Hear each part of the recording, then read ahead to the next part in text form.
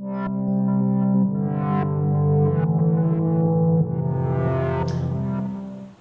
I'm Sandra. Oh yeah, and I'm Cooper. You gotta tap me each time? Yeah, of course. And we are from Net Cyber Solutions and Tech Talk. We'd like to introduce today the Intel 7th generation NUC, and we're going to do a comparison between a 5th generation, i.e. the older generation, and the current generation, the 7th generation. We'll go over a build out of each, showing you internal differences and external differences on each machine. As a side note, we'd like Intel, if you're watching, to take note of something. This is an older 4th gen box. We really like this box much better. This box had a really cool feature. I don't know if you've ever seen this or not, people, but here it is. See, that's cool, Intel. Bring that back. Yes, please watch bring Intel, that back. Watch, here we go. See, that's what we need. Very cool. All right, so what we have here today is our NUC older style 5th generation. For those playing at home, this is a NUC 5 i5 RYH, which means it's the high, which means it can take both an M2 style drive and a M2 style drive, and also a standard either SSD or hard drive. This is the newer 7th generation, in this case an i3. Again, this is the height. Actual model number for those playing at home, I don't know where it, oh there we go. This one would be the NUC 7th generation i3 BNH, again the high, meaning it can take both the M2 style drive, the regular SSD, or a spinning drive, in this case a 1 terabyte Seagate. Now, would it also be worth mentioning that they do have the slim version of this particular model? Both. They have slim versions of both models. The slim versions will only take the M2 style drive. They will not take your standard 2.5-inch laptop SATA drive. So anyhow, let's go ahead and open these up. I forgot my blade, so we'll try it without. Look not so professional. This is not really an unboxing per se, because, well, we don't like them. So first off, So you can start giving me things. Notice no jingle. Intel, are you listening? The jingle couldn't have cost that much, and it was cool.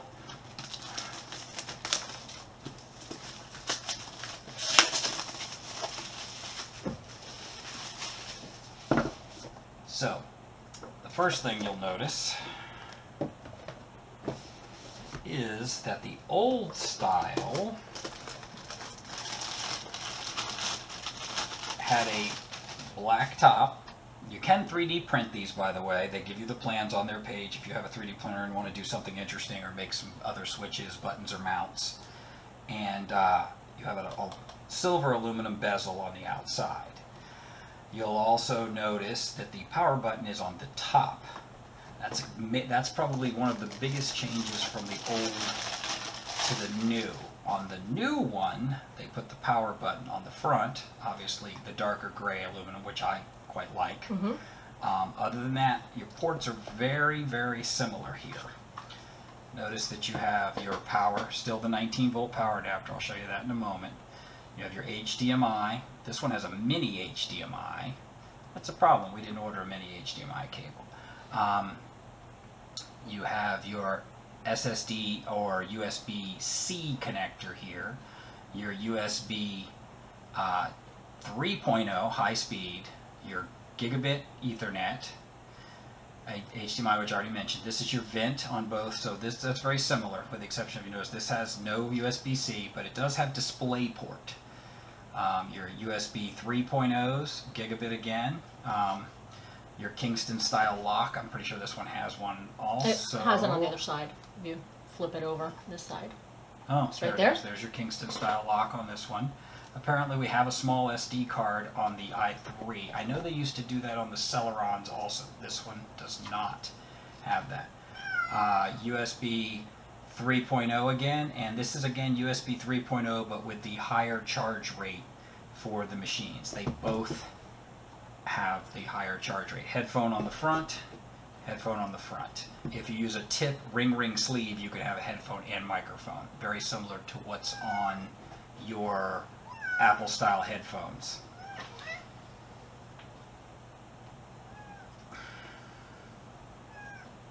Wow, Cassie, I guess I'll be doing a complete voiceover since you're here. So let me move the box. Let me go over the contents of the boxes a little better.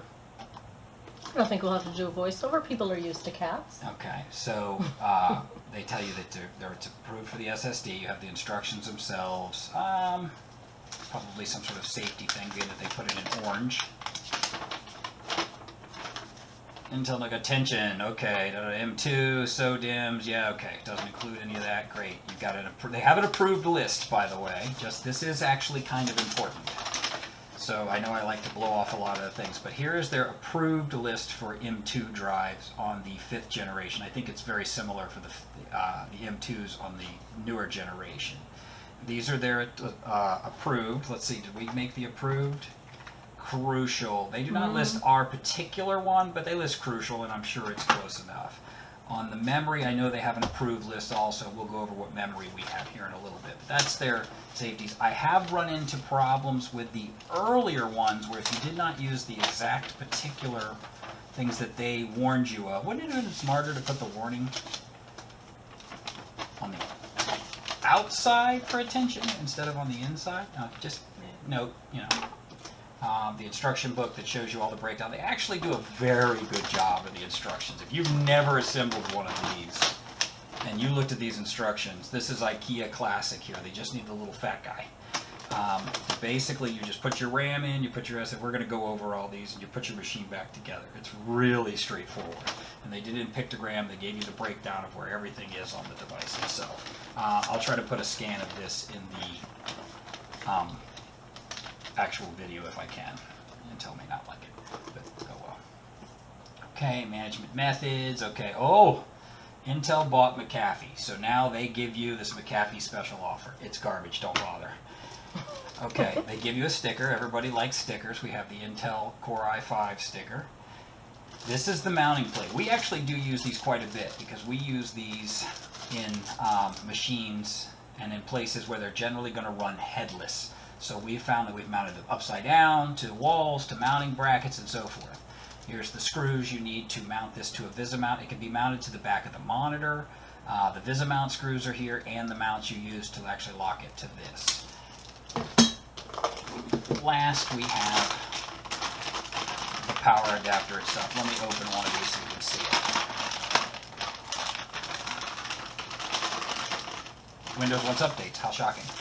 So, what they include in here is the power brick itself. The power brick does not come with a plug on it. You have to put one of the plugs that are provided on it. So they have Australian, UK, probably, I think this is, oh, EU,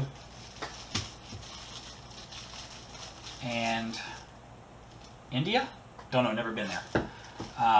And of course, good old-fashioned 100-volt USA, which by the way was very similar to what they used in Hong Kong. Okay, so anyhow, you take it and you basically just slide it on there, locks in place. You now have your 19-volt power supply, plenty of wire, and a USB to, or and a Velcro to tape that up to get all the excess out of the way. So that's the box, the contents of the box, and the power supply. For the 5th gen. Pretty sure the 7th gen. Yeah, the 7th is very similar. They just, you know, some promotional items here talking about the different machines that exist, and they are actually very fast. This happens to be an i3 again for those playing at home. Same type of pictogram. There is some differences, like I said, on the front, the way the power and so forth is. But the biggest difference is what memory these use and the processor. Safety information. Oh, wait, that's very important. Not. Okay. And regulatory information. Yes, very important. Oh, but we do have the newer style sticker. Very important. And of course, the McAfee promos. Okay, again, same type of mounting plate. Same screws again. We have a standoff. We're going to need that. So we're going to set that out here. And of course, the same type of power brick with the adapter. So we're not going to go over those again because they're the same between the old and the new generation.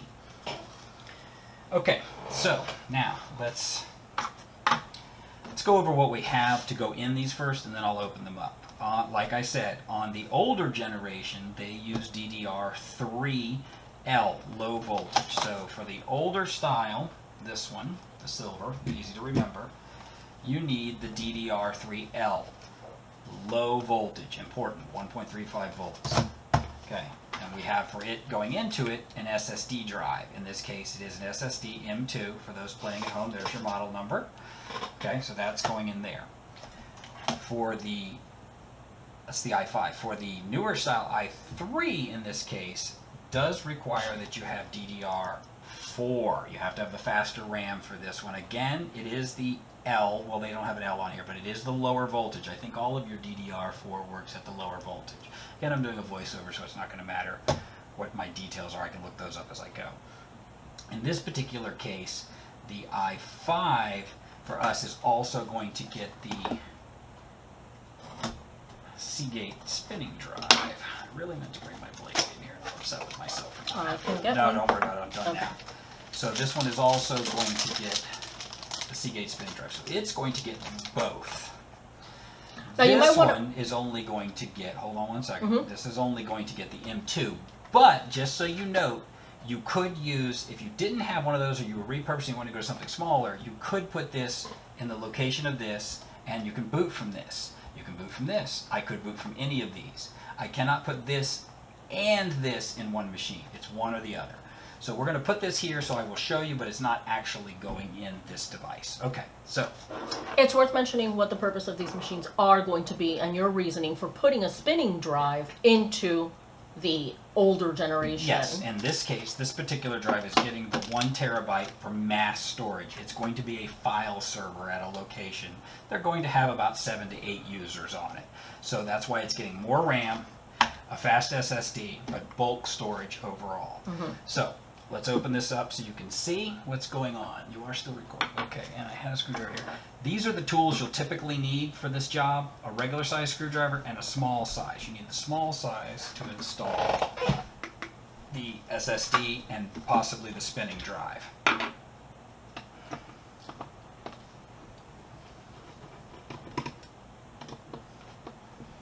Again, my talking about this is really just basically a placeholder more than the actual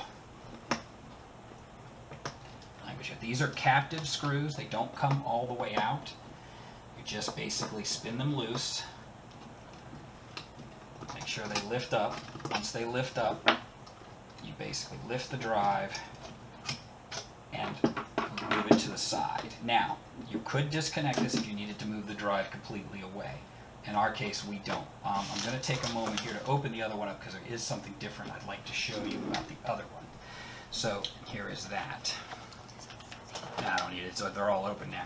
For this. So here's the, I should just be able to pop them open, but we'll see how it goes. Okay. Okay, so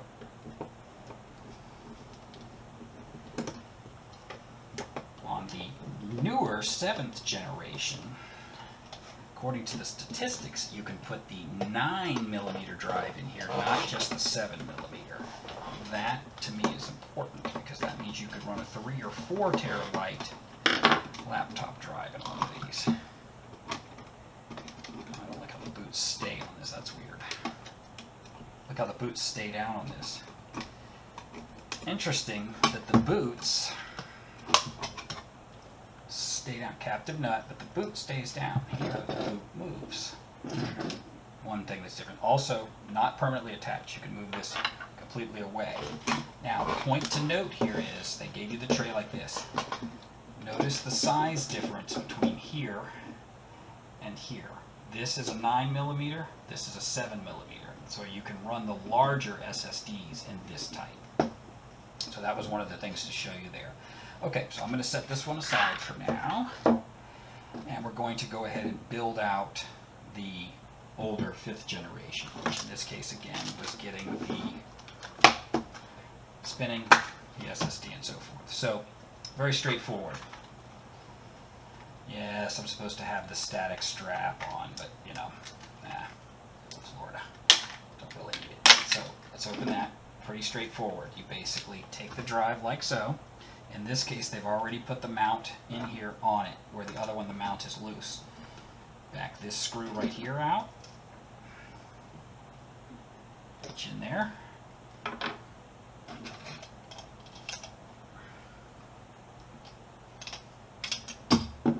Notice the Wi-Fi card is already on here. It's a micro.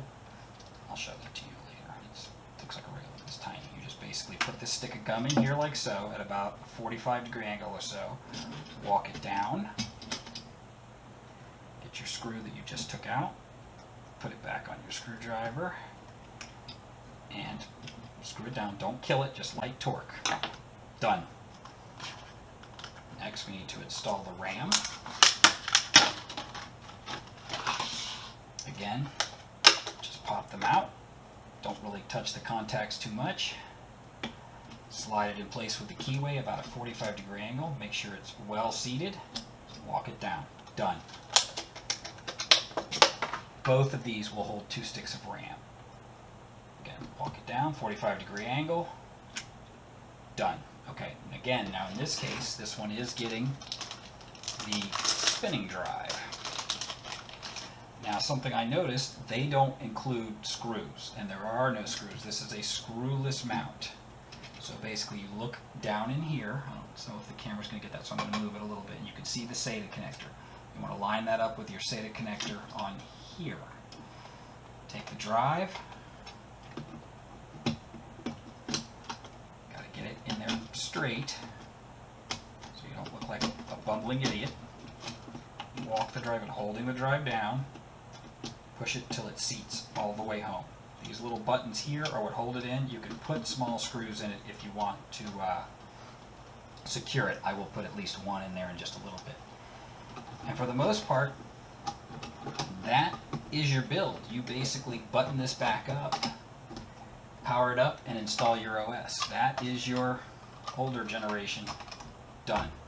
Your new one, very, very similar. It comes with an additional screw here in case you're going to one of the shorter styles. I guess they make it so you don't remove it. In our case, it's going to be the longer. We don't need it. It's very interesting the way that label is there. It looks like it's almost for a dual, but it's not. It's a single. Okay, so we'll start again with our M2 SSD. This one's not getting a spinning, but I will show you how that works. Huh, phone's ringing again. Who knew? So That's actually the watch. okay, so you screw out. Annoying, it's AF. So anyhow, and then put your, hopefully that's showing on the camera, you slide it in to the actual M2 socket right down in here. One of these just beeped, I wonder if we're running out of battery charge. Seat it home. Don't lose your screw. Oh, that one's recording. So all that I just did probably didn't end up on camera. So let's back this up a little bit since that one's still recording. Okay, put your drive, because you can cut and edit accordingly, like so. Move it down just slightly. Screw on your screwdriver right here. Tighten it up, just firm, don't kill it, just a little, and that's it. Done. Your RAM, pop them out. Keyway here, match it to the keyway right here. Put it in at a 45-degree angle like so. Make sure it's all the way home. Note that they say right here, 1.2 volt DDR4. Okay, so that's not clear. 1.2 volt DDR4. Very important. Granted, the others won't even fit. If you try to stick a DDR3 in it, it won't fit. I'll prove it to you, since, you know, that's what these videos are all about, is to see exactly what people are talking about. Notice your keyway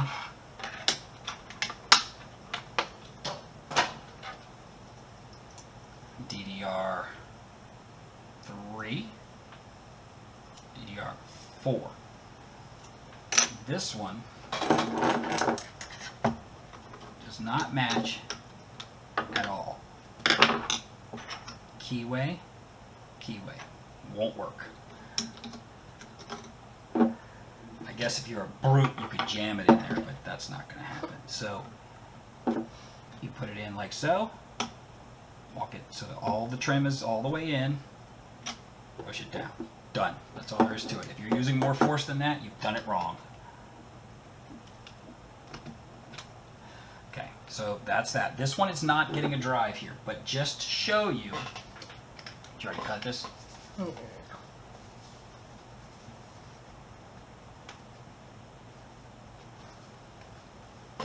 Mm-hmm. Don't cut So yourself. now it's your turn to make fun of me, huh? Yes. Because I tapped you Look at this to one. introduce yourself? Look at this. Well, you know, you're in a rush. A hack. You need to edit all that off. Says the there. one using the screwdriver. Yeah, well, it's because the one using the knife ain't real smart. So this is your standard SSD. If you were not using this, or you could use them in if you just want a lot of storage cheap or you happen to have one, you can put this in. Connector on this, notice, is on the top. Yeah, I'm new here. You notice the connector's on the top, not on the bottom. So you ride just like so. Putting your finger over here to hold it up in place. Slide it so it lines up. Push it home. You should put screws here. This drive's not staying in this machine, so I'm not going to do that. That was just for demonstration purposes only. Alright, so I don't actually know which way this one goes in here. I think it goes like so. Yep, there's a keyway here, so you can only put the tray in one way. Your tray's all the way down. Take your NUC, front, it says front, to the front.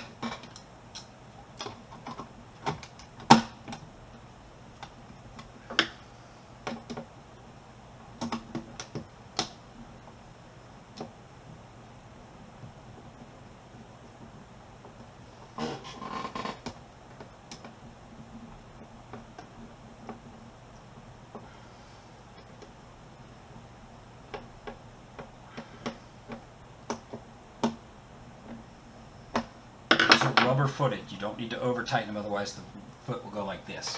Alright, I did want to show you one last thing related to the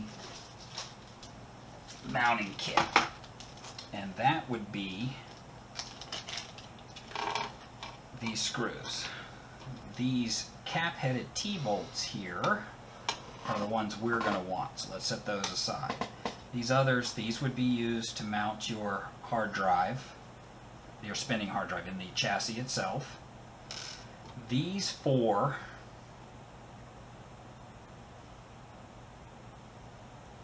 are used to mount it to the back of a monitor in the VisiMount. Oh, let's see, so we need that, that's great. So these would go here or here to mount it to the back of anything using a VisiMount. Okay, we're not doing that, so those go aside. What we care about in our particular mount are these, because it's going to a server board next to a rack cabinet. So you put those in place, like so. Mounting bracket would go on your wall, and then your unit just goes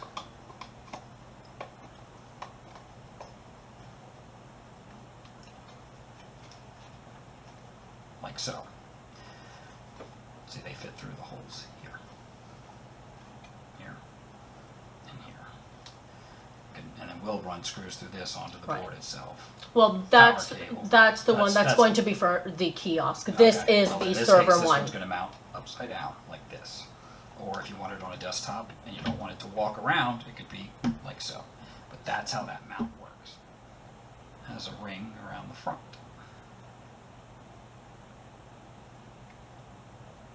I thought that outer light lit up also.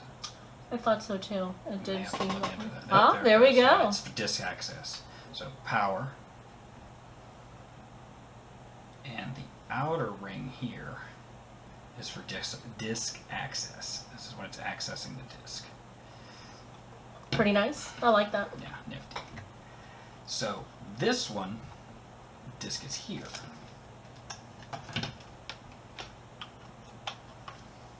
This one, power is here. Disk access is here. I definitely like the new model. Do you? I don't know if I want it. We're glowing under my desk that way. I haven't actually figured like it it out, very much. But give it a second. There it goes. And here's your disk access light. No lights on the front. Hmm. All right. Boring. Kill No it. lights on the front. And that concludes our video.